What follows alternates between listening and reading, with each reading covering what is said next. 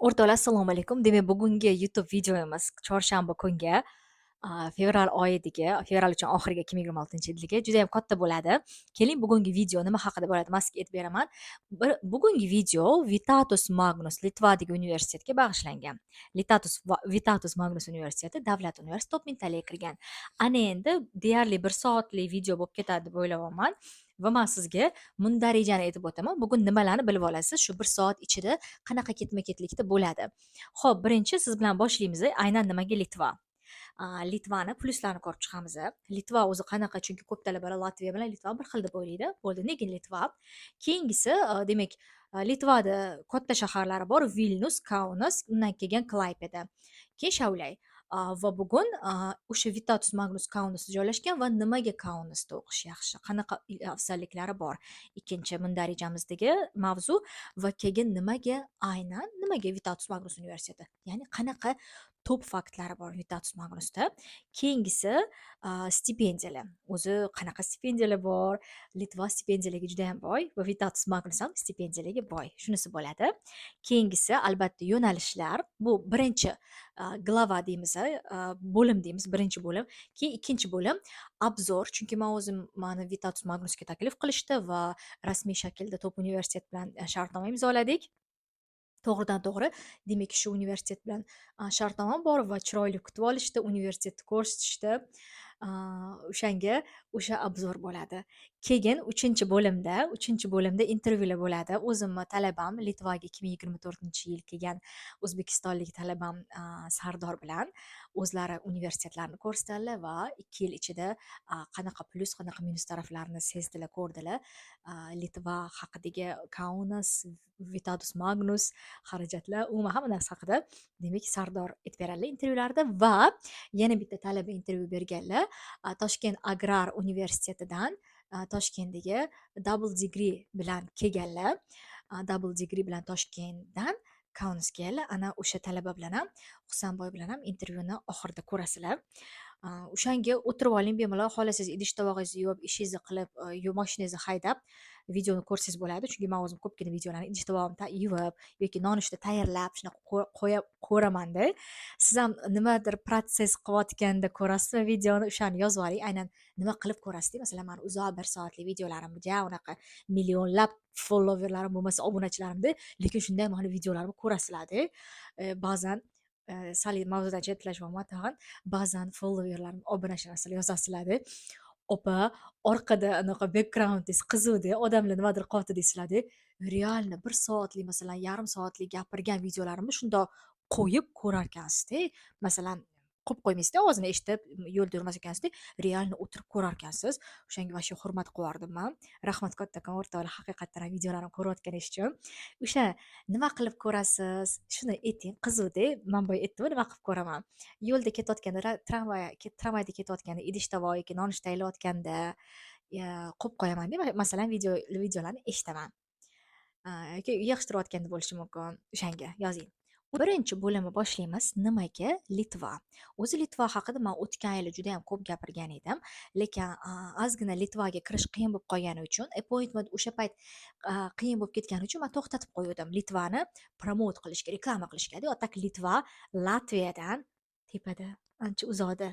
Uzoqda emas, ekonomikasi oshib ketyapti, kuchayib ketyapti-da. Latviya ekonomikasi mana bu yerda bo'lsa, Litva ancha tezlashib ketyapti-da, o'sib ketyapti. Yoshlar ham yoqda ko'proq. Nimaga Litva? Litva hozir iqtisodiyoti shunaqangi tez o'sib ketyaptiki, Polsha bilan Estoniya hayratda. Polshani ukasi. Litva, tем более Kaunas Polshani ukasi. Chunki mana bu yerda Polsha bo'lsa, mana bu yerda Litva, mana bu yerda Latviya, keyin bu yoqda Estoniya. Shunaqa ketadi-da, keyin bu yoqda уже Rossiya ketadi. Va Polshani ukasi Polsha bilan juda munosabatligi yaxshi, oldi berdilar ham qilishadi va ekonomikasi ham juda tez o'syapti. Oyliklar balandroq, masalan 1153 yevro minimal oylik. Litvada, Latviyada shu on 780 yevro minimal oylik. Ko'ryapsiz farqi. Ekonomika, iqtisodiyot tez o'syapti. Yangi kompaniyalar investitsiya qilyapti, yangi kompaniyalar kelyapti, ochilyapti, IT kompaniya, har xil turdagi kompaniyalar ochilyapti. Kelgan talabalar, xorijlik kelgan talabalar qolib ketib ish topishyapti. Man hattoki Litvaga borganimda, Vilnyusda, poytaxtda avtobus haydovchilari afrikaliklar.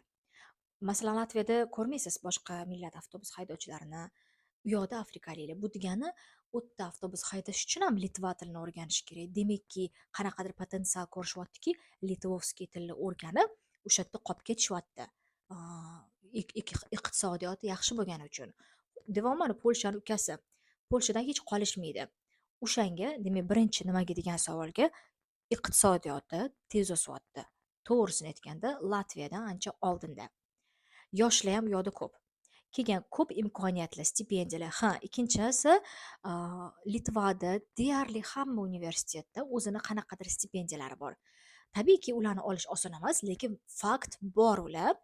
Kam talabaga berishi mumkin, 5 ta talabaga berishi mumkin, lekin bor. Siz masalan, maktab baholaringizdan kelib chiqib, iliji bir semestr yaxshi o'qiganingizdan kelib chiqib, shunaqa stipendiyalarni egasi bo'la olasiz. Ikkinchisi, man stipendiyalar haqida yana alohida to'xtalaman. Vitatus Magnusda qanaqalari bor. Va Litva tabiiyki Yevropa ittifoqiga kirgan. Bu degani, agar Yevropa ittifoqiga kirgan bo'lsa, siz bez viza o'zingizni qo'lingizdagi ID karta bilan bemalol chiqa olasiz. Yevropani boshqa davlatlariga, masalan, Germaniyaga, Italiyaga, Fransiyaga, bo'ldi 29 ta Shengen davlati va Yevroittifoqdagi davlatlarga chiqa olasiz. O'sha Litvani ID kartasi bilan. O'rtoqlar, bilasizlarmi, endi man sizlarga 3-bo'limda nimani tushuntirib beraman. Litva вообще ID karta, вид на жительство, temporary resident permit card va viza. Litva 2 yil ID karta beradi. Endi eslab olamiz, ID karta va viza o'zi nima? Mana qarang. Siz Latviyaga, masalan, men o'zi asosan Latviyaga jo'nataman, 50 ta talabam Latviyaga kelgan, 50 tasi 2026-yilda 50 ta bo'ldik o'sha, va bir donasi Sardor Litvaga qilganman, bir dona. Va Latviyaga talaba kelayotganda Latviyada viza olinadi. Latviya 3 oylik viza beradi. Mana 3 oylik viza olasiz siz. 3 oylik viza olasiz. Latviyaga kelgandan keyin, Latviya masalasida keyin, Latviyaga kelganingizdan keyin vizangiz tugamasdan mana shunaqa ID karta olish kerak va bu 1 yillik beriladi Latviyada. Ko'rdingiz farqini? Birinchi viza Latviyada, keyin ID karta 1 yillik. Bu yashash uchun ruxsatnoma. Mana shu ID karta bilan siz butun Yevropa ittifoqidagi davlatlarga chiqasiz, Latviya banklaridan hisob ochtira olasiz, проездной ola olasiz. Mutlaqo yashash uchun ruxsatnoma. Keyin endi Litvaga qaytamiz. Ana endi siz Litvaga kelmoqchi bo'lsangiz, va mana shu juda muhim moment.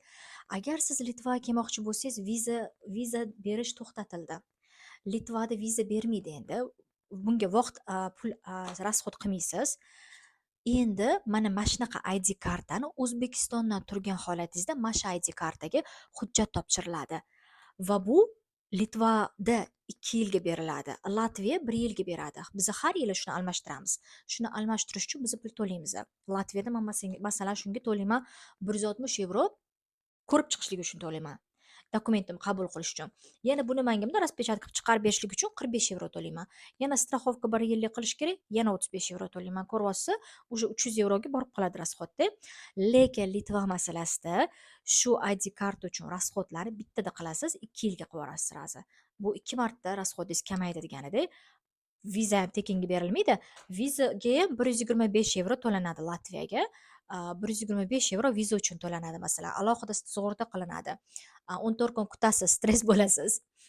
Lekin Litva ko'ryapsiz, Litva baribir plusda mana shu tarafi. Lekin Litva 2 yil ID karta beradi. Endi qarang, mana shu viza 14 kunda chiqadi. 14 kunda. Lekin agar siz Litvani ID kartasiga topshirsak, bu 60 kunda ko'rib chiqishadi. Beramizmi, bermaymizmi degan narsa 60 kun davom etadi. Bu уже uzoq degani. Va bundan kelib chiqadiki, hozir shu yerda o'zida aytib boraman, Litvaga deadline 1-maygacha. O'shani hozir aytib oling, 1-maygacha eslab qoling. Shuning uchun bu demak katta plus va ketidan keladiki minus. Deadline shuning uchun ham vaqtli yopiladi va jarayon sekin bo'ladi. ID karta olish. Bo'ldi, demak, bu 2 yillik ID kartani tushundik, pluslarini. Bu juda katta plus. Keyingisi aholisi, demak, 2008 kishi aholisi. Mana shu yoqda masalan, demak, Litvada 2.800.000 bo'lsa, Latviyada 1.800.000 kishi. Уже farq bor. Latviyada 1.800.000 kishi. Xo'p, endi bu aholisi, ya'ni aholisi zichligi ko'proq Litvada. Keyin valyuta yevro. Nima plyus deysiz valyuta yevro? Bu degani agar ishlaydigan bo'lsangiz, siz yevro ishlab topasiz. Masalan, Polshada siz zlotih ishlab topasiz, lekin zlotih masalan deylik uyga jo'natish uchun uni yevroga almashtirishingiz kerak. Litvada siz ishlab yevro ishlab tursangiz, uni hech qanaqa yevroga almashtirish shart emas. Uje qo'lingizga yevro tushdi. Siz stipendiya olsangiz ham yevroda tushadi. Lekin Polshada masalan stipendiya oladigan bo'lsangiz, unda zlotihda tushadi. Uje farq bor. Yevro bo'lgani ham bu katta plyus. Yevro bo'lgani valyutasi. O'qish bitirib kelgan. Xo'p, demak, Litvada ham o'qish bitirganingizdan keyin ish qidirish bo'yicha 12 oy cho'zdirib beradi sizga ID kartangizni. Demak, 12 oy qolib siz ish qidira olasiz. Latviyada masalan 9 oyga cho'zib berishadi. Shaxsan men o'zim 9 oyga cho'zdirganman. 9 oyga qo'shib berishgan ish qidirishga Latviyada. Bakalavr emas, magistratura uchun o'rtoqlar, magistratura. 5 yillik ID karta olish nisbatan tezroq. Litvada nisbatan tezroq. Xo'p, endi biz birinchi qismni tugatdik. Nimaga aynan Litva? Siz ham qanaqadir Litva haqida ma'lumot bilsangiz, kommentariy qoldiringlar o'rtoqlar. Nimaga aynan Litva masalasi? Ana endi Kaunas shahri. Nimaga aynan Kaunas? O'rtoqlar, Kaunas kattaligi bo'yicha ikkinchi shahar Vilnusdan kelgan. Xo'p, Vilnusga kelgan aholisini ko'rib chiqamiz Kaunas bilan masalan solishtirish uchun. Xo'p, Vilnus naselение. Vilnusda 600.000 kishi o'rtoqlar, 607.000 kishi Vilnusda poytaxtda va Kaunas shahri, demak, Vilnusdan poytaxtdan atigi 1 soat uzoqlikda poyezdda. Lekin Kaunasda 300.000 kishi. Atigi 2 baravar kam. Atigi 300.000 kishi. Demak, Litvada, Vilnusda poytaxtda 600.000 kishi, Kaunasda 300.000 kishi. Va Kaunas kattaligi bo'yicha ikkinchi shahar bu hisoblanadi. Keyingisi bu shahar, yashil shahar. Juda ham ko'p parklar bor. Mana men o'zim Rigada yashayman. Menga ham parklar yoqadi. Bilasizmi, baribir inson tabiatga yaqin bo'lishi kerak. Qanaqadir osmono'par binolar emas, baribir betonlar emas odamga. Odamga tabiat kerak, yashillik kerak va yozda shunaqa yashil joyda, chiroyli joylarda yurasiz, velosiped uchasiz, ya'ni ulardan nafas olasiz. Juda muhim narsa bu. Yashil parklari ko'p. Arzon uy-joylar. Capital poytaxtdan qaraganda, chunki men Vilnusga ham borganman. Vilnusda hostellarni qaraganimda 250-300 yevro. 250-300 kamida 2 kishilik xonada 1 kishi uchun to'lanadigan summa bu tag'in o'tgan yilgi summalarda. Lekin Kaunas yashash nisbatan arzon va u qadar ko'p poytaxtga hamma oqim ko'p-ku. U qadar ko'p oqim bo'lmaganiga masalan yotoqxonalarga ilinish ehtimoli baland. Yotoqxonasi bor. Kaunasdagi Vitatus Magnus universitetini o'zini yotoqxonasi bor. O'sha yotoqxonasi masalan yana pastroqda ma'lumot beraman, juda ham arzon. Keyingisi xalqaro talabalar shahri. Bu yoqda ikkita katta top mingtaliga kirgan universitetlar bor, davlat universiteti. Bittasi Vitatus Magnus bo'lsa, ikkinchisi KTU, Kaunas texnologiyalar universiteti. Demak, bugun Vitatus Magnus haqida gap ketadi. Arzon biletlar. Oho, bu haqida alohida to'xtalish kerak. Aynan Litvani Kaunas shahridan arzon uchishli bo'ladi. Masalan, 2023-yil biz o'rtog'im bilan Daniyaga uchganmiz, Kaunasga kelganmiz. 4 soat avtobusga o'tirib Kaunasga kelganmiz Daniyaga uchish uchun. Chunki Rigadan uchish 2 baravar qimmat edi. Masalan, 35 mi, 38 yevro edi. Lekin Kaunasdan shu 18 yevro shunaqamidi. Keyin biz Kaunasdan kelib Kaunasga qaytib ketganmiz, arzon bo'lgani uchun Kaunasdan. Uchishlar haqiqatdan ham Kaunasdan sayohat qilish arzon. Bu samolyot biletlarini aytib olmayman sizga. Keyin oylik xarajatlar bu yoqda arzon bo'ladi. Oylik xarajatlar talaba bo'lib turib, ekonom qilib 400 yevroga bemalol yashay olasiz. Tabiiyki, har kuni ko'chadan yesangiz, unda 400 yevroga yashamaysiz. Uyingizda ovqatlansangiz, normal 400 ga siz istiqomat qila olasiz. Oylik xarajatlar kamligi ham Kaunasni, ya'ni attractive qiladi. O'ziga jalb qiladi talabalarni ham. O'rtoqli keyingi, demak, 3-qismga o'tamiz.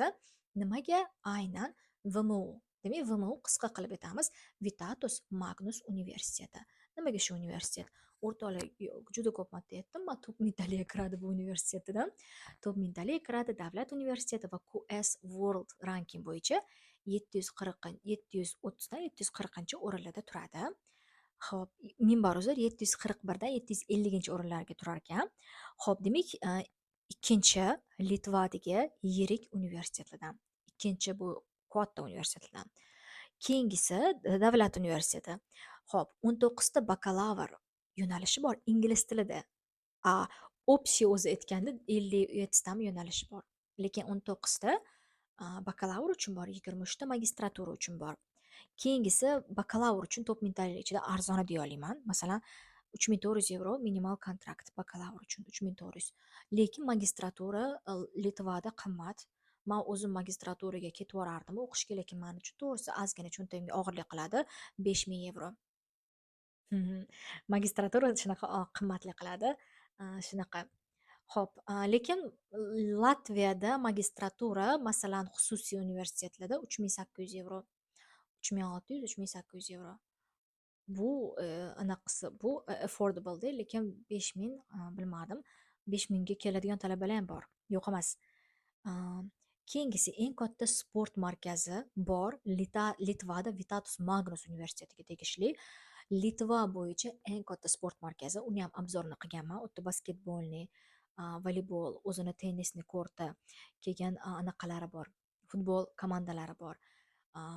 Trenajyorni zallari bor va bilasizmi, borganimizda achievement, достижение, sovrinlari, mana 3 ta so'z aytgandan keyin esimga tushdi. Vitatus Magnus talabalari sovrinlar olgan. Sovrinlar bronza, oltin, har xil anaqalar olishganda. Har xil sportdan, asosiysi basketboldan. Basketbolchi bolalar bilan rasmga tushib oldik, videolarga. Aynan olimpiadada bronza medal sohiblari bo'lishibdi.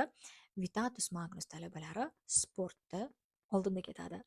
U yoqqa borsiz, siz kursdoshlaringizni, ularni xalqaro talabalarni ko'rib, siz ham sportga intilasiz. Hayotingizda sport kuchli hobbiga aylanib qoladi.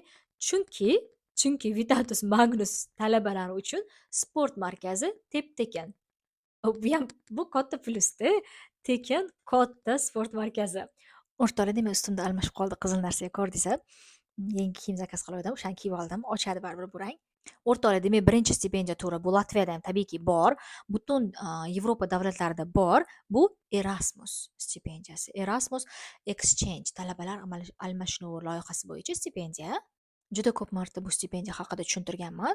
Demak, bu stipendiya almashuv programmasi. Siz boshqa davlatga ketib o'qiy olasiz. Ikkinchi kursdan boshlab, ya'ni 2 ta semestr to'liq bitirganingizdan keyin o'rta GPA'ingiz 8 dan baland bo'lsa, demak, keta olasiz va unda masalan 800-900 € stipendiya bir oyga. Demak, bu Erasmus. Bunaqa stipendiya ham bor, universitetlar ham bor. Hamkor universitetlar deylik, masalan, Germaniyaga ketasiz. Germaniyada masalan xuddi shu yo'nalishni o'qiysiz. Masalan, moliya tanlagan bo'lsangiz, moliyani u yoqda o'qiysiz 1 semestr 5 oy va bu yoqqa kontrakt olamisiz. Bu juda zo'r, lekin stipendiya olasiz. Erasmus birinchisi. Ikkinchi turdagi stipendiya, bunga masalan alohida apply qilish shart emas. Bu o'zi avtomatik shaklda bo'ladi. Agar siz VMUda almashuv programmasida o'qigan bo'lsangiz, agar siz VMUni bakalavr bitiruvchisi bo'lsangiz, agar siz yoki shu universitetda kelib double degree o'qigan bo'lsangiz, chunki mana qarang, double degree programmalar ham bor bu yoqda. Demak, birinchisi mana shu. Ikkinchi stipendiya turi, bunga apply qilish kerak. 1-aprelgacha bunga hujjatlar qabul qilinadi bu stipendiyaga va diqqat bilan eshiting. Agar sizni GPA 85% dan yuqori bo'lishi kerak ekan, o'rtacha bahoyingiz, demak, bu stipendiyaga alohida topshirish kerak. Topshirayotgan barcha shu universitetga topshirayotgan o'quvchilar uchun ochiq, bakalavr talabalariga. Xo'p, demak, universitetidan qabul xati kerak, acceptance letter. Acceptance letter olish uchun birinchi bosh to'lov qilish kerak universitetga, ya'ni application fee 150 €ni.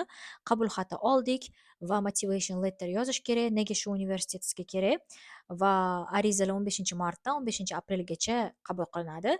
Natijalar 5-mayda e'lon qilinadi. Deadline'larni eslab qolamiz. Demak, o'zi universitetga hujjat topshirish 1-maygacha, lekin aynan shu stipendiyani olmoqchi bo'lsangiz, unda 15 martdan 15 aprelgacha hujjatlarni ham topshirish kerak. Universitetdan qabul xati ham olish kerak, motivation letter ham ilish kerak shu stipendiya uchun. Demak 5 mayda e'lon qilinadi. Xo'p, agar joy qolsa 5 maydan keyin ham balkim 20 maygacha qo'shimcha qabul qilishligi mumkin bu stipendiyaga va bu degani maktab baholaringizga qarab, agar 85dan yuqori bo'lsa GPA'ingiz 85%dan uni hisoblaysiz. Masalan, deylik 5%, 5 baho bu 100% bo'lsa, 85% bu qancha bo'ladi? Proporsiya qilib sanab olasiz, juda oson. O'shanga hozir o'zidan 5 a'lochi bo'lishga harakat qiling. Qancha bo'ladi o stipendiya? Sardor talabam olganlar shu stipendiyani kamida 120 yevro kelishingiz bilan septembrdan to'lanadi. 120 yevro bir oyga. Endi keyingisini eshiting. Bo'ldi, birinchi semestr cho'tki o'qidingiz, oyiga 120 yevrodan olib, ikkinchi semestr ham xuddi shunaqa cho'tki 85%dan har bir fanningizni yoping, 85%dan GPA'ingiz bo'lsin. Unda yana xuddi shu summa 2 baravar ko'paytiriladi deyishdi, men adashmasam. Demak, bu cho'tki juda zo'r. Deyarli kontraktingizni qoplab olasiz. Bu degani o'qish kerak degani. Bosib o'qisangiz, mevasini mazza qilib yeysiz. Demak, bu stipendiya eng asosiy stipendiya turlari. Keyin yana bu yoqda maxsus yo'nalish bor, sotsiolingvistika va multilingvizm degan. Bu yoqda 90% stipendiya beriladi, ya'ni kontraktingizdan 90% ga chegirma qilib yuboriladi. Lekin bu haqida alohida video qilaman bu yo'nalish uchun. Bu magistratura uchun filologiyani, gumanitar fanlarni bitirgan talabalarga mos keluvchi yo'nalish. Agar sizni bakalavr diplomingiz filologiya bo'lsa, demak shu yo'nalishga topshira olamiz va buni men keyingi qismlarda chiqaraman va deadline 1-aprelda yopiladi. Bir oygina vaqtimiz qoldi. O'shanga va bu yo'nalishga bakalavrda hozir 4-kursda o'qiyotganlar topshira olmaydi. Diplomingiz qo'lingizda bo'lishi kerak. O'sha 90% stipendiyani ham olish uchun universitetdan. Keyingi qismlarda обязательно mana shu yo'nalishda alohida video qilib chiqaraman. Xo'p, keyingisi muhim eslatmalar. Istisnoli stipendiyalar berilmaydi sport yo'nalishi magistraturaga. Mana shu sotsiolingvistika va multilingvizm yo'nalishi magistraturaga berilmaydi GPA'ingiz bilan hisoblaganda o'sha 120 yevrolik stipendiya va Horio Mundus deganiga ham berilmas ekan bu stipendiya. Xo'p, endi yana muhim narsa, stipendiya bunaqa beriladi. Sonlari cheklangan. Masalan, qarang, 120 yevrolik septembrdan kelsangiz beriladigan stipendiya bor, u 5 ta talaba tanlab olinadi. 5 ta talaba. Masalan, deylik, 6 ta talabada masalan 85% taqataq bo'lib qoldi. Unda qaysiniki ko'proq bo'lsa va qaysinisi birinchi universitetga kelib, birinchi arizaga topshirgan bo'lsa, o'shanga beriladi. Qarang, birinchi kelgan birinchi foydalanadi. First come, first served tamoyili amal qiladi. Vitatus Magnus universitetida birinchi ariza topshirdingizmi, shunga qariladi. Vohli topshirdingizmi universitetga, anaqani sizga beriladi. Universitetga septembr kelmasdan ID kartangizni olib keldingizmi, o'sha stipendiya, masalan, konkurensiya, masalan, 7 kishi olaman deb qolsa, sizga berishadi birinchi kelganingiz uchun. Shuning uchun qancha tez topshirsak, tez harakat qilsangiz, shuncha o'zingizga plus stipendiyaga erinish ehtimolingiz baland. Demak, menimcha stipendiya masalasida tushunarli bo'ldi. Aytmoqchi, juda ham katta juda ham ma'lumotli bo'ladi dedim bu yoqda. 1 soatga cho'zilib ketamiz. Keyingisi xuddi shunaqa birinchi keldi, birinchi oladi degan narsa. Hostelga ham, dormitoriy yotoqxonaga ham tegishli. Birinchi to'lasiz kontraktda, tezroq hosteldan joy olishga ulgurasiz. Shunisi ham eslab qoling.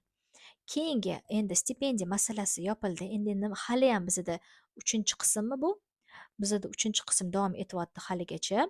Ana endi yana nimaga Vitatus Magnus deganda, bu universitetda double degree programmalari bor. Masalan, double degree 2 ta diplom olasiz. Masalan, Vitatus Magnus universiteti O'zbekiston Toshkentdagi Toshkent agrar instituti bilan, men bor uzr adashtirayotgan bo'lsam, Toshkent agrar institutimida yoki universitetmi, demak, o'sha institut bilan shartnomasi bor, double degree. Masalan, 1,5 yil O'zbekistonda o'qisangiz, 2 yil Kaunasda o'qiysiz. Juda zo'r. Va Kaunasdan diplom olasiz, Litvadan. Yevropa diplomining egasi bo'lasiz. Zo'r narsa. Demak, shunaqa yo'nalish bor. Exchange programma, buni aytdim, ya'ni Erasmus Exchange degani.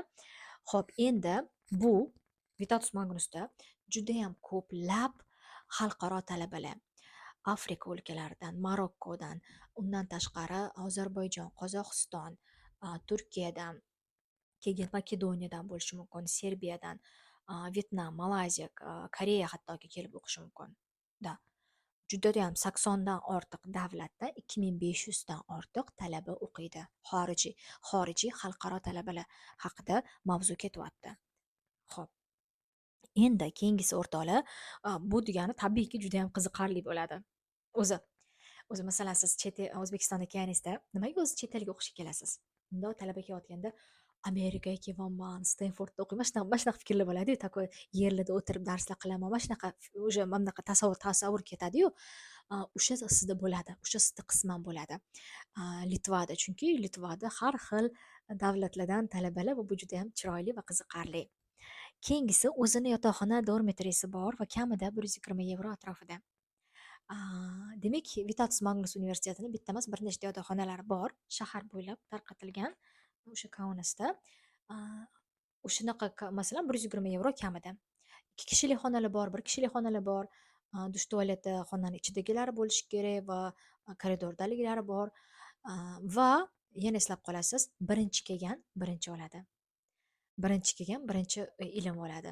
Xuddi o'sha gap, agar siz yotoqxonaga ilinmoqchi bo'lsangiz, tezroq registratsiya qilib universitetga tezroq kontrakt to'lash kerak. Kontrakt to'laganingizdan keyin sistemaga ochiladi dostуп va sistemaga kirib, bo'sh o'rin, bo'sh joy bo'lsa, siz uni bron qilib qo'ya olasiz. Mana shunaqa sistema. Qancha kech topshirsangiz, o'sha dormitorini unutavering. Chunki o'zimni ham talabam, Sardor degan talaba 1 yildan keyin dormitoriga chiqdilar va intervyuda shuni ham aytadilar. O'rtoqlar, Vitatus Magnus universitetini nega Vitatus Magnus degani keyingi sababi, o'rtoqlar 3 ta katta akademiyasi bor, ya'ni 3 ta katta yo'nalishi bor fakulteti. Qarang, bittasi demak qishloq xo'jaligi, ya'ni agrar birinchisi. Demak, keyingisi ta'lim, filologiya yo'nalishlari ham bor bu yoqda, ta'lim. Moliya masalan kiradi bu yoqqa, moliyalar ketyapti, finance, moliya bilan finance bir xil-ku. Demak, filologiya ikkinchisi va uchinchisi ta'lim va keyingisi uchinchisi musiqa. Hattoki bu yoqda musiqa yaratish degan yo'nalish ham bor. Tabiiyki 9000 yevro, lekin shunaqa yo'nalish ham bor. Undan keyingisi bu universitetda Vitatus Magnusda teatri ham bor.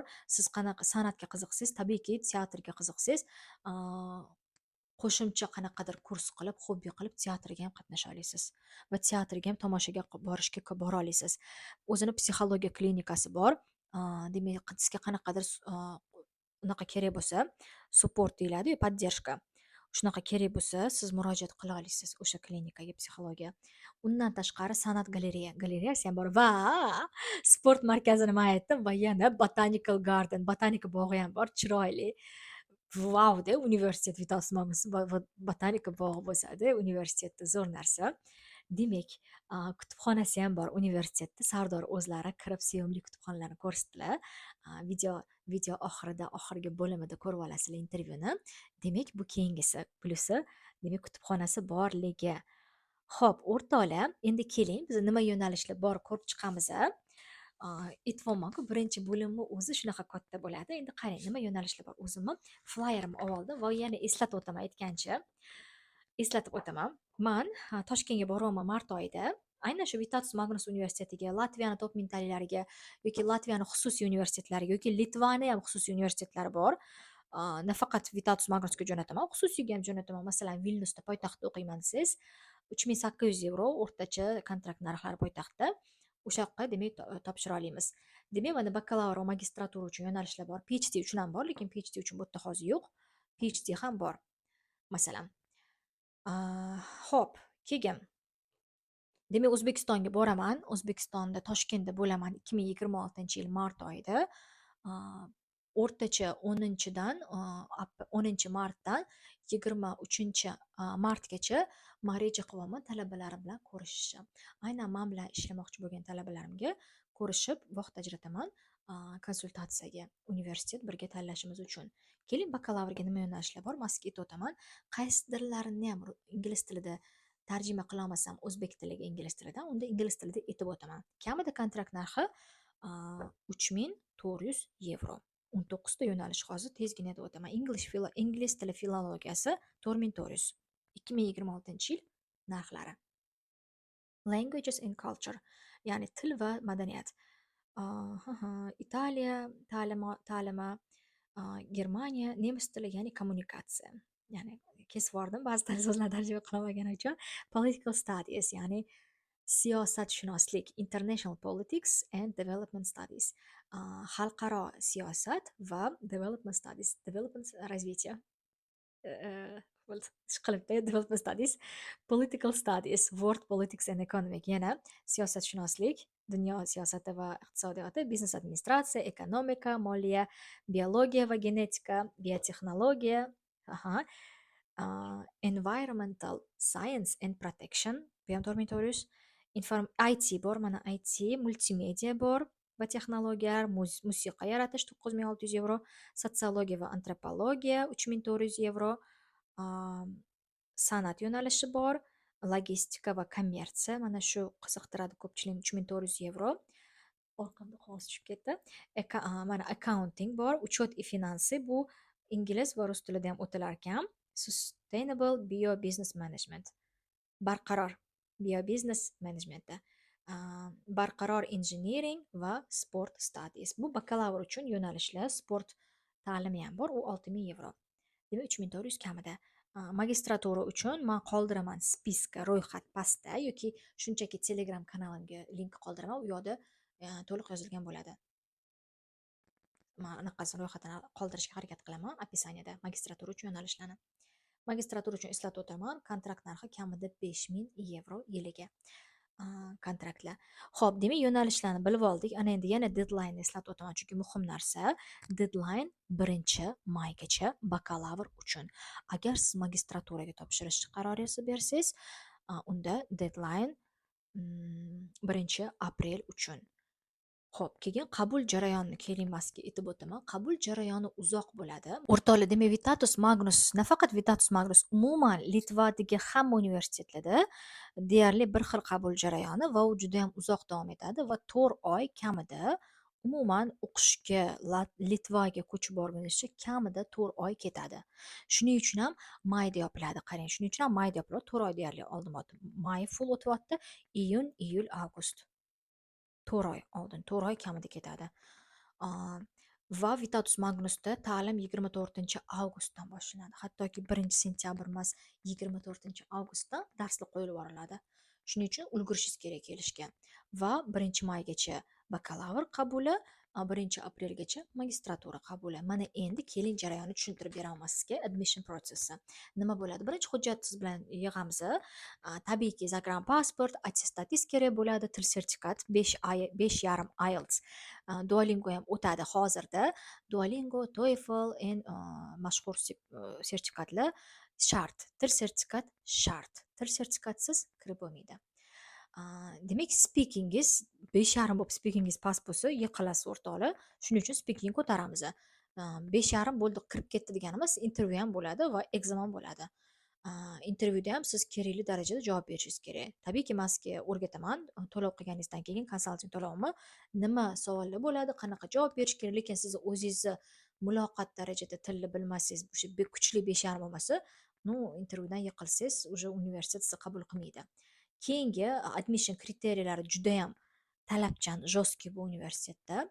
Demak, 5,5 til sertifikat IELTS, загранпаспортis, attestatis va attestatis 60% GPA'ingiz kam bo'lishi kerak emas. 3chi bo'lsangiz universitet sizni olmaydi. O'shanga 60% kamida bo'lishi kerak, 60% va baland. Undan keyin hujjatlarni jo'natdik, examlardan o'tdingiz, intervyulardan o'tdingiz. Ana endi qabul xati keldi, ana endi kontrakt to'lash kerak. Juda ko'pchilik so'raydi, kontrakt bo'lib to'lasa bo'ladimi? Yo'q o'rtoqlar, Latviyada ham, Litvada ham kontraktni to'lab bo'lmaydi bo'lib. 100% to'lash kerak. Sizga ID karta beradi, 2 yil ID karta beradi. Qanaqa siz kontrakt bo'lib to'laysiz? Mumkin emas. Universitet sizga kafolat qilib Sizga ID karta qilishingiz uchun hujjatlarni olib sizni bo'yniga olyapti. Qanaqasiga yarim kontrakt to'lanadi? Mumkin emas. To'liq to'lash kerak. 3.400 €, 100% to'laganingizdan keyin mana shu ID kartaga topshirish uchun hujjat jo'natishadi. Unda yo'q, jo'natishmaydi. 1 € kam bo'lsa ham universitetga jo'natmaydi, hattoki 1 €. Keyin demak bo'ldi, kontrakt 100% to'landi. Ana endi ID karta uchun hujjat yig'amiz va topshiramiz sistemaga. Va o'sha ID karta yuqorida aytganimdek 60 kun bo'ldi. 60 kundan keyin beramiz degan qaror chiqadi. O'shandan keyingina biza kelgan siz ID kartani olib kelasiz. 60 kundan keyin chiqqandan keyin уже Litvaga uchib ketasiz. Shunaqa bo'ladi. Litvaga uchib ketasiz va Litvaga uchib keta olmaysiz. Ming bor uzr, Latviyaga uchib kelasiz. Chunki Litvaga primoy reys yo'q. O'zbekistondan hozir Litvaga qo'yilmadi. Birinchi Latviyaga mani yonimga kelasiz. Men Rigada yashayman. Latviyaga o'sha september, avgust oyida men o'sha Latviya Rigada bo'lsam, men sizni aeroportga boraman, xudo xolasa. Aeroportdan o'zim sizni kutib olaman deb vokzalga boramiz. Bu yerdan poyezdlar ham qatnaydi Kaunasga, avtobuslar ham qatnaydi. Avtobus 4 soatda borib qo'yadi. Avtobusga o'tkazib yuboraman. Borasiz keyin Kaunasga. Bo'ldi, Kaunasga ko'chib borasiz o'sha kunning o'zida. Uchib kelgan kuningiz o'zida. Keyin o'sha dormetriya olingan bo'lsa, siz voqli jarayonni boshlasangiz, ulguramiz olishga. Bo'lmasa, u yoqda bitta kvartirani ichida xona olsa bo'ladi. Xonani o'zi примерно 250 € bo'ladi kamida. Sharoit yaxshi qilishni xohlasangiz, demak 250 € masalan hozirdan rejalar qilib boring. Demak, Kaunasda nima rasxodlik ketadi. Keyin bo'ldi, ko'chib bordingiz, tabiiyki keyin ta'limni boshladingiz. Demak, qisqa qilib aytganda bizani jarayonimiz shunaqa bo'ladi. Ana endi bu yoqda nima savol qoldiribman? Mana savollar. 11-sinf talabalar mani juda ko'p tinglayotganlar bor. 11-sinf bo'lib turib topshirsa bo'ladimi? O'rtoqlar, mana 11-sinf bo'lib topshirsa bo'ladimi degan savolni men ham aytdim. Vitatus Magnus universitetiga mana bizda 11-sinflar iyunni oxirida, balkim iyunni 25-larigacha olib berishadi attestatda. Lekin qabul 1-maygacha, nima qilasizlar, ola olasizlarmi? Qanaqa bo'ladi? Va Vitatus Magnus universiteti kech qolib ketadi-da. Agar migratsiyada dokumentlari cho'zilib ketmasa, kech qolib bo'lsa ham kelishga ulguradi. Lekin kech qolsa ham biz 20 kun kuta olamiz deyishdi. 20 kun, 25 kun. Undan kechiga уже amri mahol deyishdi. Agar bu amri mahol degan уже keyingi yilga qolasiz deganida. Chunki bahorga qabul bo'lmaydi-yu. Shuning uchun jarayonlarni ham tez qilish kerak. Shuning uchun tushunib oling-da. Attestatingiz kech berilgani bu siz 1 oyga kech keldingiz degani, 1 oyga. Lekin mana bu intervyudan o'tish jarayonlari bo'lib turadi. Intervyu, ekzamenlardan o'tib turasiz. Attestatingiz chiqishi bilan, demak, 25-iyunda или 15-iyunda chiqsa kerak, почти 1 oy chopildi-da. O'shanga keyin tezlik bilan kontrakt to'lashingiz kerak. Bunaqa kech qolganingizda siz aniq hosteldan ya'ni yotoqxonasidan joy olishga ulgurmaysiz. Bunaqa kech qolganingiz uchun, masalan, 11-sinflar, mantiqan o'ylasangiz, stipendiyaga ham ulgurmaysiz. Stipendiyaga, chunki stipendiya topshirish uchun attestatingiz ham bo'lishi kerak-da qo'lingizda. O'shanga 11-sinf bo'lganingiz, конечно, minus va ko'p narsalardan quruq qolasizda. Zato kelasiz Litvaga. Tez harakat qilsak kelasiz. O'shanga agar siz attestatingiz qo'lingizda bo'lsa, unda chotki mazza qilib topshiramiz, qo'rqmasdan. Xo'p, 17 yoshli topshirsa bo'ladimi? Ha, kerakli hujjatni qilamiz birgalikda va topshirsangiz bo'ladi. Menimcha, Xudoga shukr, birinchi qism emas, birinchi bobni tugatdim, birinchi bo'limni tugatdim. Ana endi obzor qismiga o'tamiz va bu yog'i obzor ko'rasiz va undan keyin intervyularni ko'rasiz talabalar bilan va universitetni o'zini ko'rasiz, go'zalligini. Xo'p, o'rtoqlar, like, kommentariy, savolinglarni qoldiring. Обязательно описаниеda men o'zimni Telegramimni qoldiraman. Tezroq menga bog'lanib, Vitatus Magnus universitetiga birgalikda topshirishingiz uchun. Xo'p, unda xursand ketaman, chunki men o'zim Litvani yaxshi ko'raman.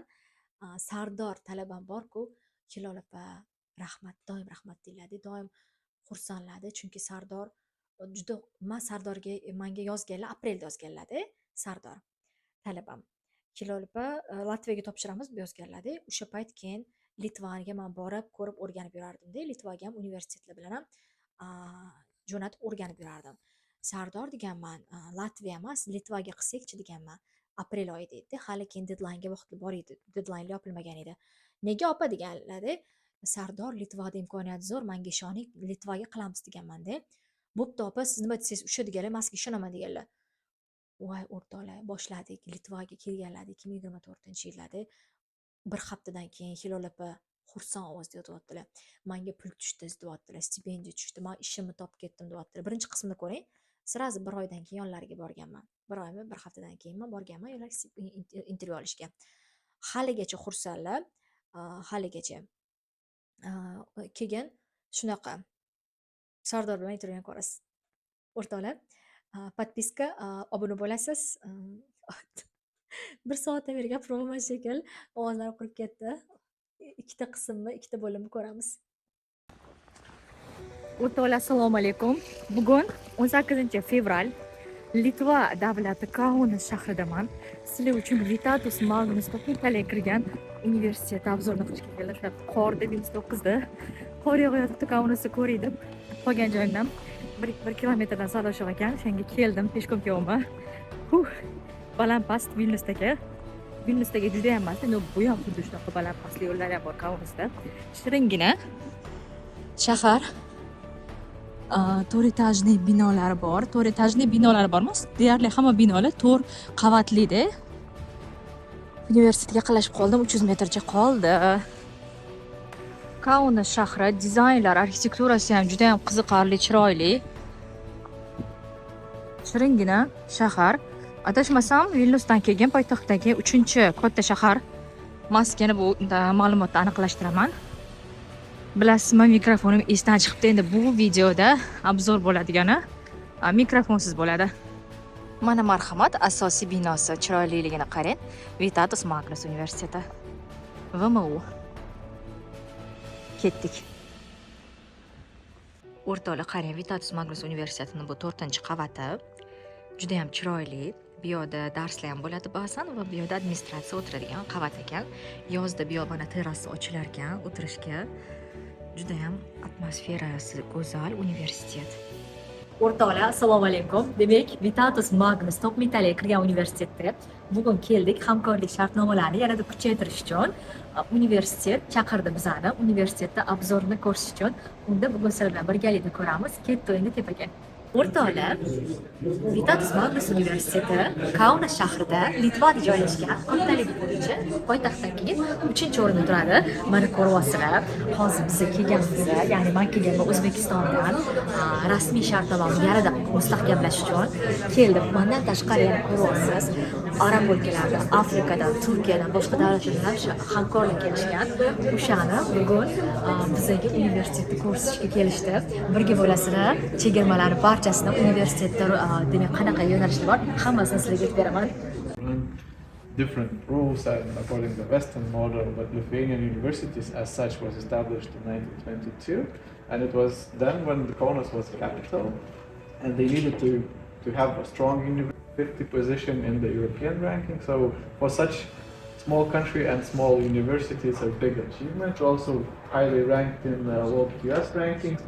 We are only one university that is ranked in the green metric as a very sustainable and eco-friendly university, and we have a very high position, 247 in the world ranking. So this is kind of achievement, and you will see the campuses, how they look like, how they adapted the visiting students. So in total number during the year, it's above 2,500 students. Community of more than 80 nationalities that are here. So it's quite. Hozir biz Vitatus Magnus bilan hamkorlikdagi mana chiroyli rasmlar qo'yamiz. Butun davlatdan.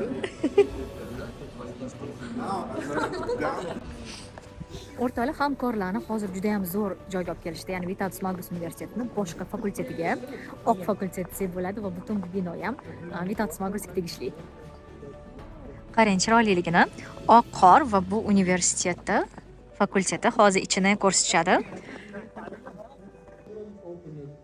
2 years ago when we started on this year, we had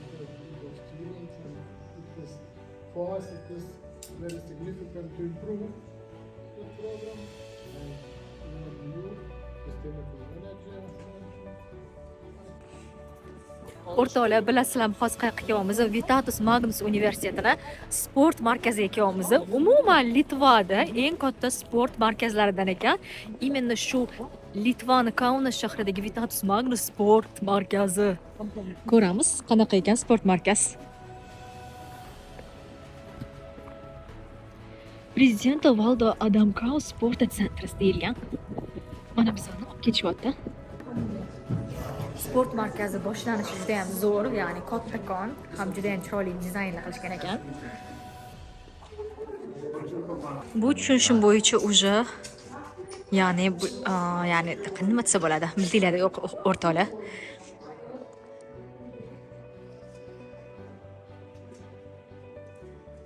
Zo'r. Vitatus Magnus universitetini sport markazi. O'rtoqlar, ko'ryapsizlar, mana kattakon sport, voleybol, basketbol zali.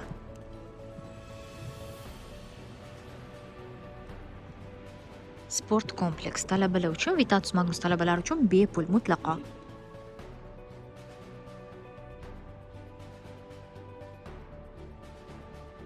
Hello dear students, greetings from Vytautas Magnus University. We are waiting for you as we are one of the best Lithuanian university, high-ranked university, and we have the diversity, big diversity of international students in our campuses. So yes, we are waiting for you and please join us. Yeah. O'rtoqlar, Litvadan hamkorimiz Vitatus Magnus universiteti ijrochi, ya'ni shartnomamiz bor rasmiy shaklda, and we have official agreement, so you can apply together with me with Vitatus Magnus University. Yes, please contact to her. Yeah. Thank you. Rahmat.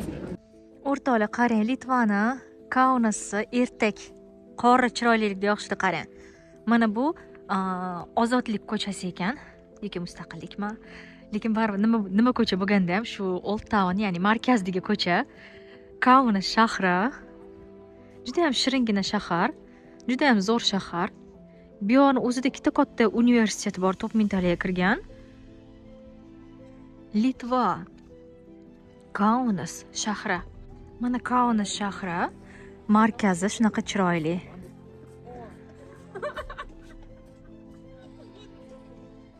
Kaunas bilasizmi? Baland o'par binolarga, baland osmonli nibaskroblarga to'la emas. Osmono'par binolarga to'la emas. Deyarli ko'pgina binolari 4 qavatli. Yo, eng maksimum 5 qavatli bo'ladi. Kaunas shunaqa ajralib turadi. Shunaqa 4-5 qavatli binolari bilan. Men sizga hozir ertak ko'rsataman. Ertakni qarang mana. Buni qarang. Wow. Bu qat bilasizmi?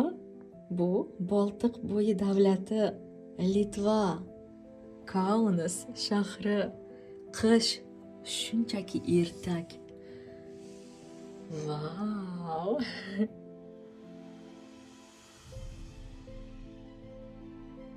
Katta o'rtoqlar, universitetimni ko'ramiz. Xo'p, universitetimizni eng men yaxshi ko'rgan fakultetlaridan biri. Juda ham chiroyli universitetimiz. O'zingizlar ko'rishingiz mumkin. Katta ichkariga tur qilamiz. Bu fakultetda asosan o'sha ekonomika darslarimiz bo'ladi. Matematika bo'ladi bu yerda. Social science hamma darslar shu yerda asosan. Katta o'rtoqlar, liftda chiqamiz. Shu yer ham asosiy xonalardan biri. Studentlar kelganda shu yerga kirishadi. O'sha student kartalar olish uchun boshqa masalalarda shu yerga murojaat qilinadi. Chunki bu student department.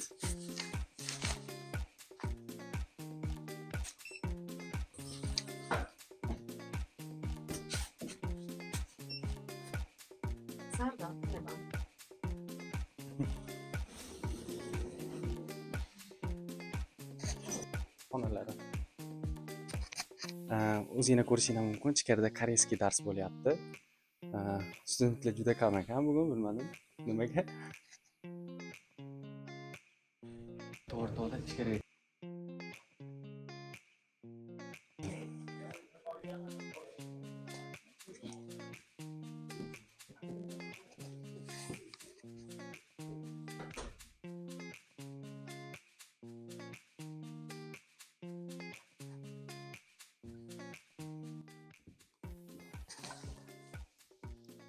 Bu yerda juda sekin gapirish kerak. Ko'rayotgan hamma dars qilib o'tiryapti.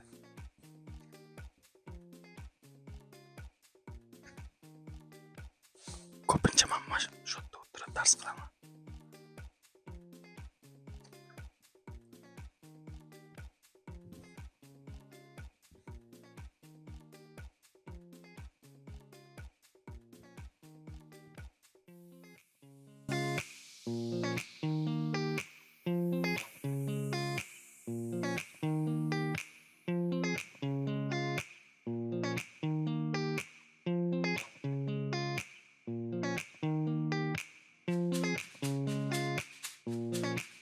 O'rtoqlar, esinglarda bo'lsa, Sardor mani talabamlar Namangandan 2024-yil kelgansiz.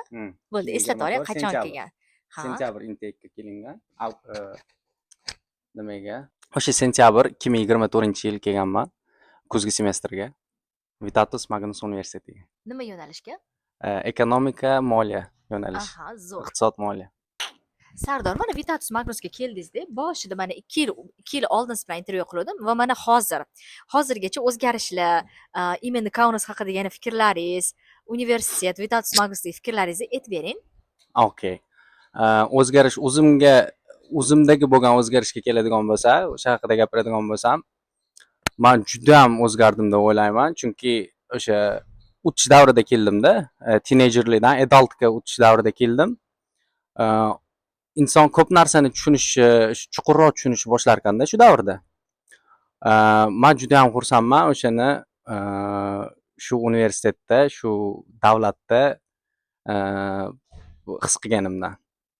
Sardor, bilasizmi bunaqa savolda? Sardor, bilasizmi bunaqa savolda?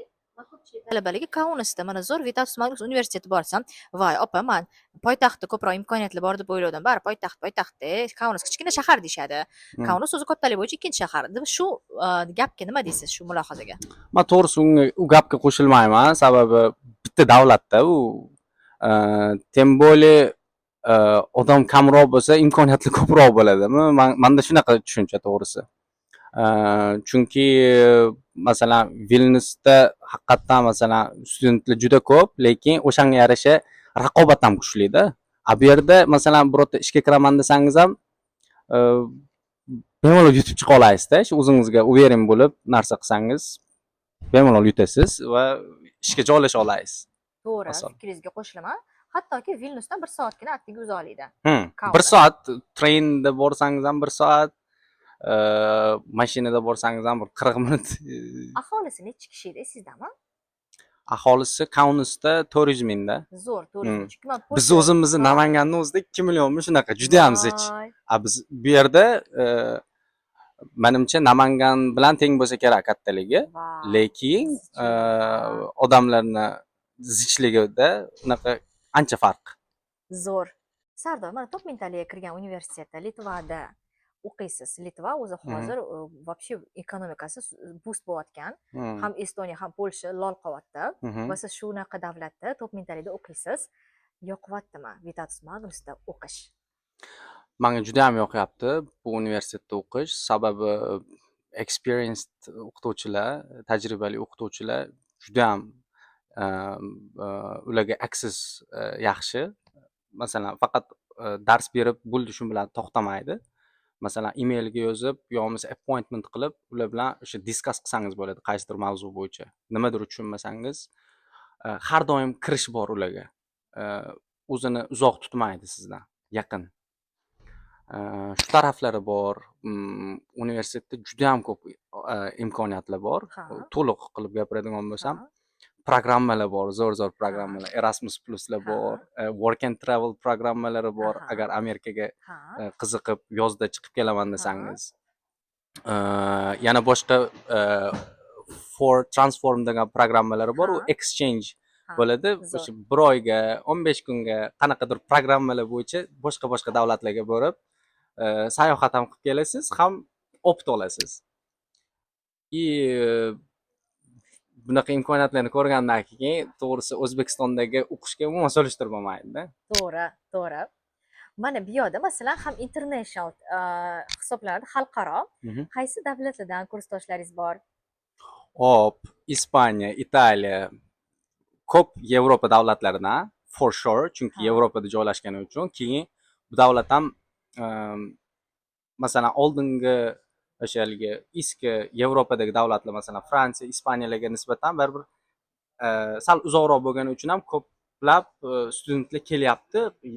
Ularga ham qanaqadir yangi davlatda bular.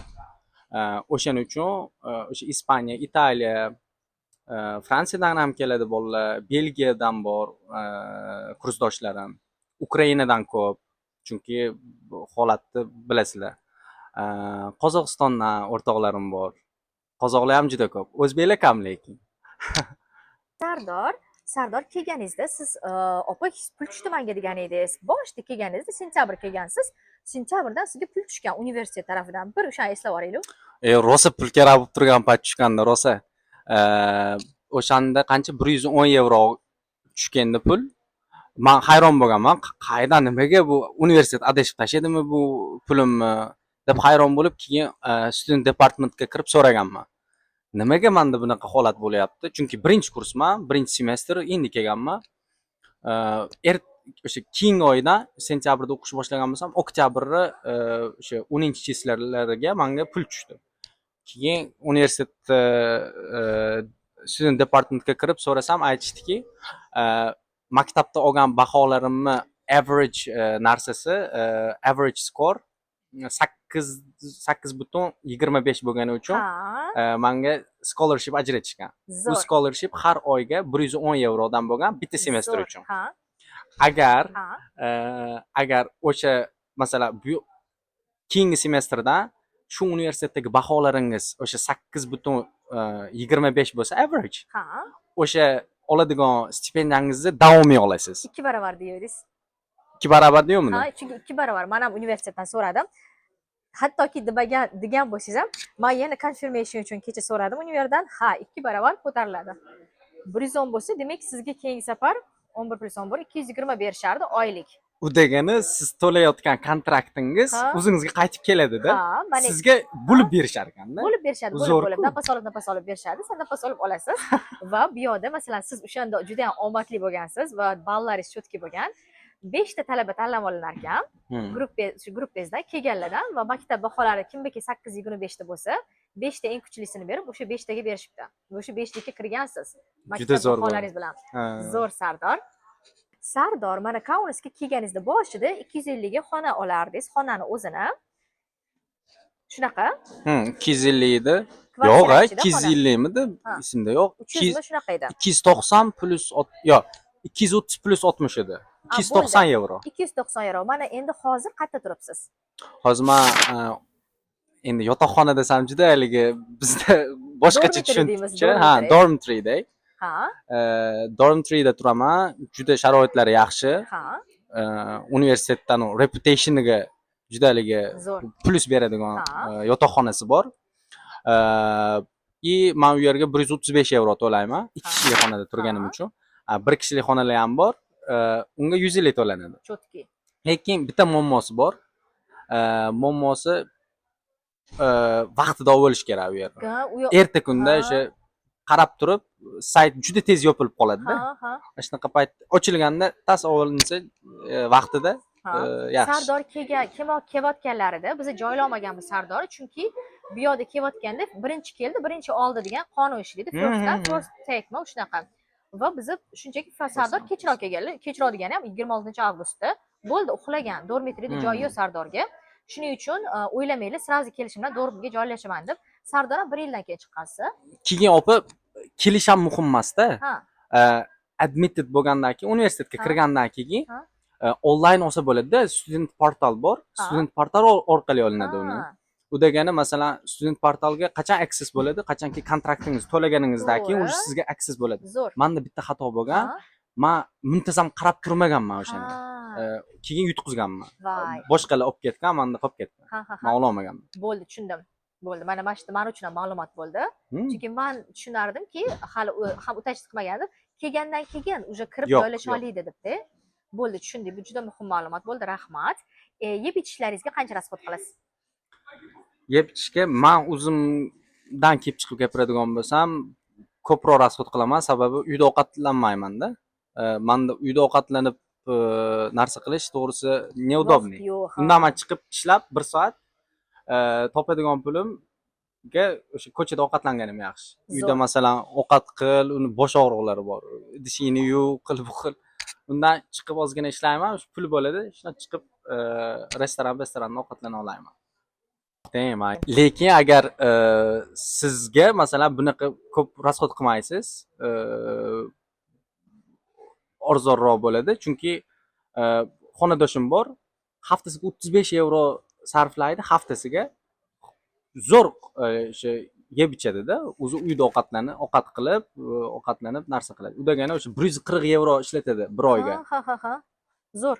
Men ham chunki Latviyada 130 euro ishlataman faqat ovqatga. Zo'rda. Uyda qilaman doim. Men lekin o'sha kuniga 15 euro atrofida ketadi. Ha.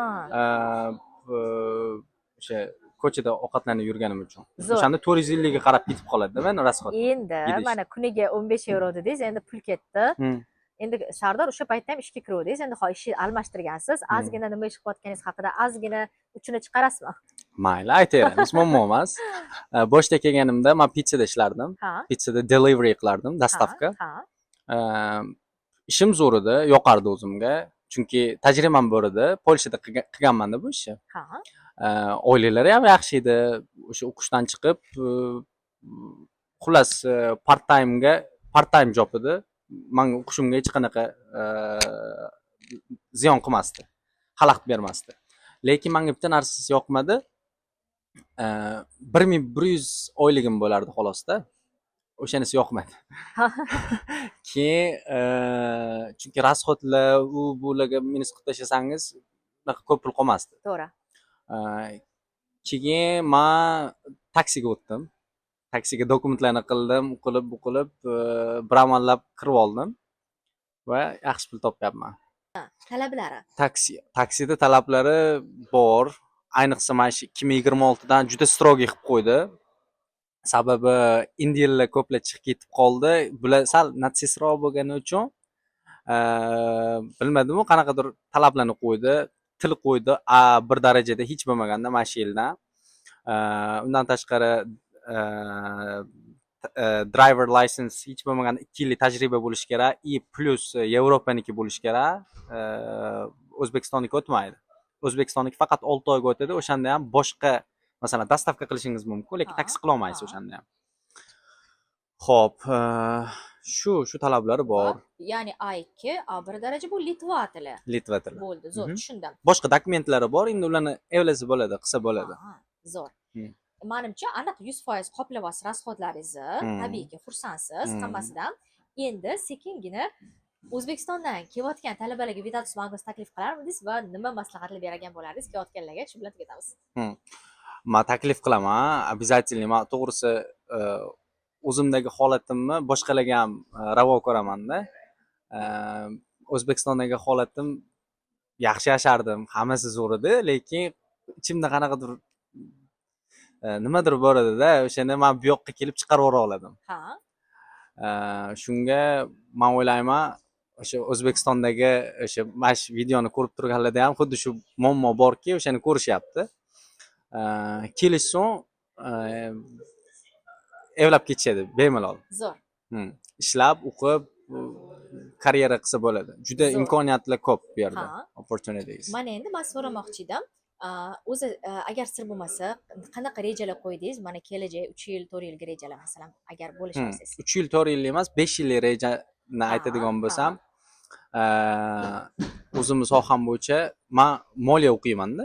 Iqtisod, moliya o'qiganim uchun corporate finance'da CFO bo'lish maqsadim bor inshaalloh.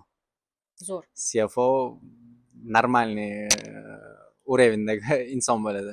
Vau. Tushunarli. O'zi qanaqa programmalarda ishlayapsizlar? Masalan, finance sohasida, moliya sohasida universitetda darslar mobaynida. Universitetda darslarimizni aytaymi yo? Ha. Xo'p, bizda mana shu semestr o'zida Masalan, Excel financial accounting bilan Ha. reporting darsi bor. Ha. Unda biz Excelda ishlaymiz, SPSSda Ha, ishlaymiz ha. programmada. Biz o'tgan semestr Python o'rgandik. Bizda chunki ekonomistlarga bitta ekonomist emas, moliyada ham, iqtisodda ham shu programmalarni bilish har doim advantage bo'ladi-da, plus bo'ladi. Pythonni bilsangiz, iqtisodni o'zini bilsangiz, birlashtirib qanaqadir statistikalarni yaratib, pie chartlar chizib, katta kompaniyalarga ishga kirsangiz bo'ladi. Zo'r. Masalan, meni kursdoshim bor, bitta Katarina degan qiz bor. U qiz o'sha Big Four kompaniyasida ishlayapti. Bilasizmi Big Four qanchalik avtoriteti borligini? Bu dunyo bo'yicha o'sha eng katta 4 ta kompaniya bor. O'sha moliya anaqani accounting qilib beradigan. O'sha Big Four degan kompaniya bor. Ha. O'sha kompaniyada PwC kompaniyasida ishlaydi. Oyligi normalniy. Ham tajriba, experience oladi. 1,5 yildan beri ishlayapti. Maqsadlari katta u qizni. Meni ham maqsadim Xudo xolisa mana shu sentyabrdan ungacha qiladigan ishlarim bor. Soqqani qilib olay. Keyin sentyabrdan o'z bo'ldi. O'zim sohamda ish boshlayman.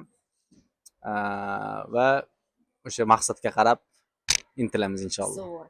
Rahmat kattakon Sardor, ajratgan vaqtingiz uchun va bergan fikr mulohazalaringiz uchun. Rahmat sizga. Kelganingiz uchun rahmat. Ayniqsa mana shu Litvada ekonomika juda ham pikka chiqyapti. Polsha, mana shu Eastern Europe deydi.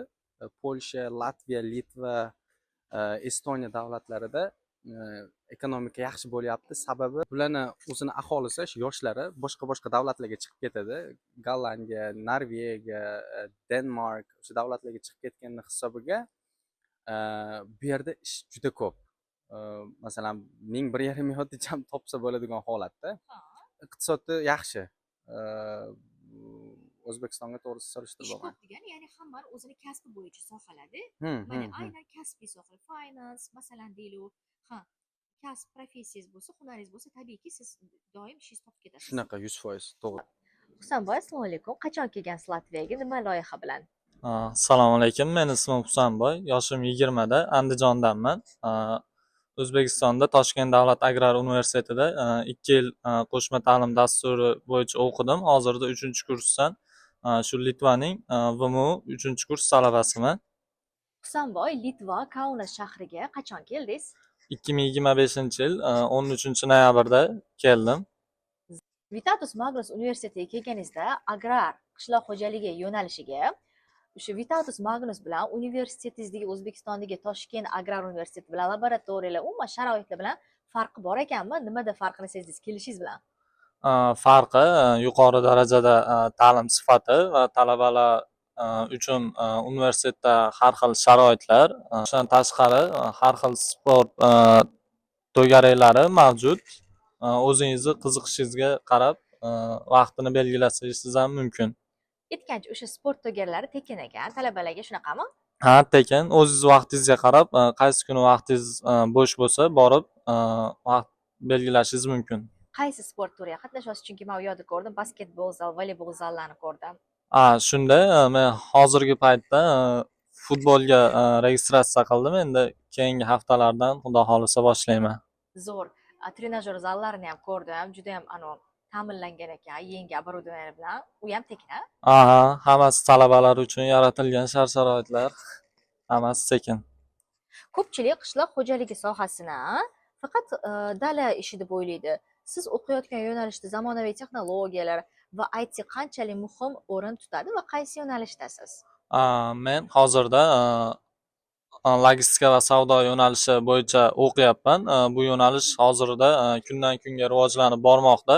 Bu sohada qancha ko'p til bilsangiz, qancha bilimga ega bo'lsangiz, ish topish imkoniyatlari ham har xil. Bu yo'nalishni tanlashimdan maqsad Toshkent davlat agrar universitetida yuqori ta'lim sifati mavjud. Ayniqsa men tanlagan yo'nalish bo'yicha yuqori bilimga ega bo'lgan ustozlar dars bergan va ta'lim tili ingliz tilida. Shu tomonlama tanlaganman. Toshkent agrar universitetida full ta'lim tili ingliz tilidami?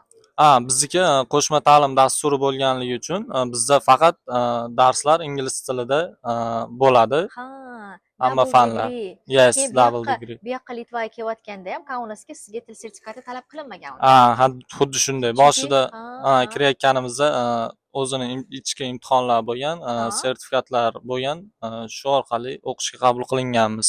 O'rtoqlik eslatib o'taman, agar sizda ta'lim, masalan, maktab yoki universitetingizda full time bo'lsa ingliz tilida til sertifikati kerak emas. Lekin mana Toshkent agrarda, mana Husanboyda ta'lim tili full ingliz tilida bo'lgani uchun til sertifikati kelganlar.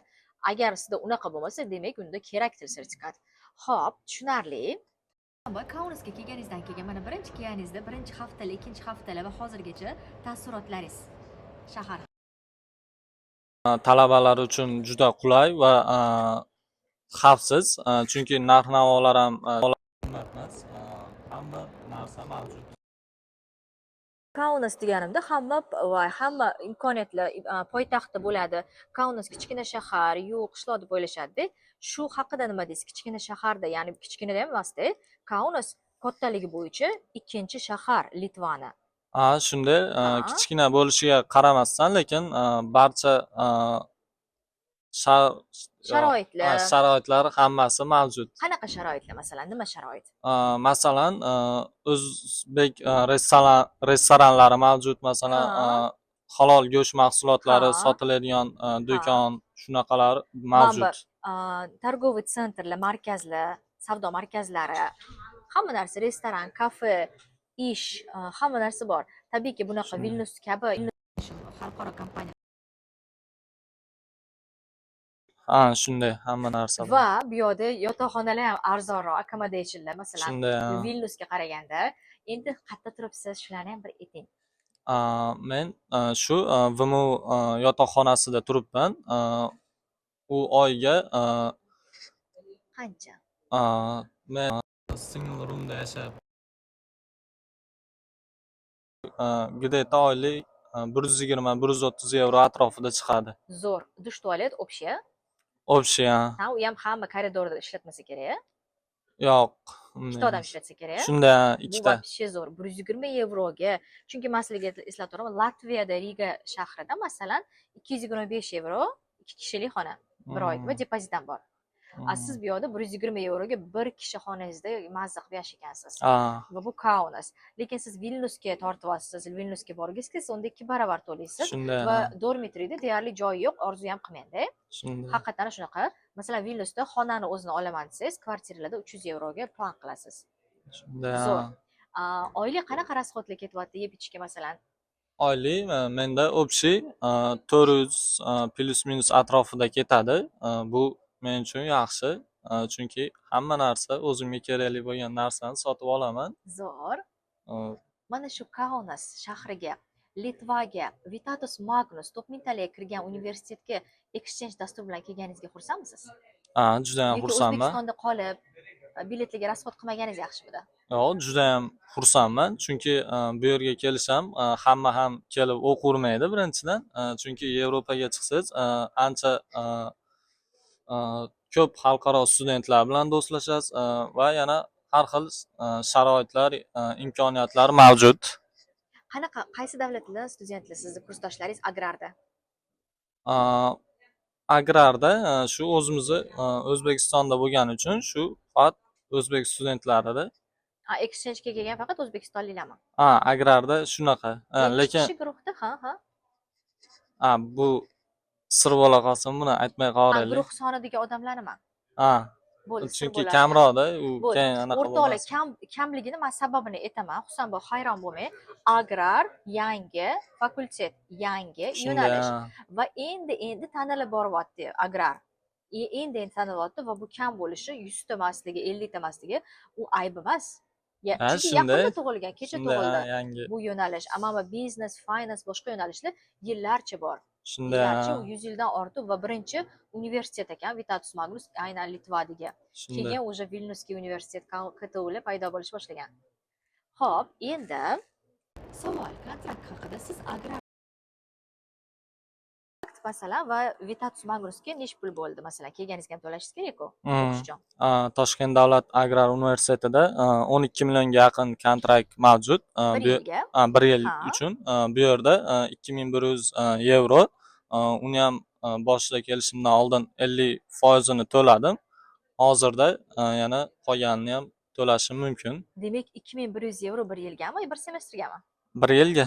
Va o'rtoqlar voобще zo'r, chunki masalan Toshkent agrarda o'qib turib bu yoqqa exchange bo'lib kelganda ancha kontrakt arzonga tushyapti. Shunaqa arzon bo'ladi. Arzonga tushyapti. Va agar masalan siz business finance'ga kelsangiz, masalan biznes yo'nalishlariga, unda 3400 yevro kontrakt. Shunda Hozir masdan 5000 yevro kontrakt to'ladim deysiz deb o'ylovdim. Va deb qoldim. yo'q. Va deb qoldim. Hamma endi Toshkent agrarga topshirsa kerak, bu yoqqa kelmasdan. Shunday. Zo'r. O'zbekistondan kelayotgan talabalarga, umuman Litvada o'qimoqchi bo'lgan talabalarga nima degan bo'lardingiz? Bu yoqqa kelishdan oldin asosiy maqsad qo'yib kelishinglarni aytib qolaman va ko'proq til o'rganib kelishga va qaysi davlatga borishdan qat'iy nazar o'zi davlat tilini o'rganib kelishinglarni tavsiya beraman. Litva tilini ko'proq til deganda ingliz tili tabiiyki bor. Yana qaysi tillar? Rus, litovskiy, Litvaga kelsangiz. Tabiiy, siz Germaniyaga borgan nemis tili talab qilinadi. Shunda Polskiy, Chexiyaga cheskiy. Shunda. Litvani ham o'zini tili bor. Litva tili. Husanboy, rahmat kattakon, vaqtingizni ajratib bizga intervyu berganingiz uchun. Rahmat. Rahmat. Sizlarga ham. 1 soatdan oshiq bo'lgan Litvadagi top universitet, Vitatus Magnus universiteti haqida videoni oxirigacha ko'rganingiz uchun kattakon rahmat o'rtoqlar. Yana bir bor eslatib o'taman, 1-maygacha deadline'lar va ulguringlar universitetga topshirishga. Birgalikda topshirsak bo'ladi. Obuna bo'lish, kommentariy yozish va podelиться qilib qo'yish o'rtoqlar esingizdan chiqmasin. Oxirigacha ko'rganingiz uchun kattakon rahmat. Ko'rishganda ko'rishguncha.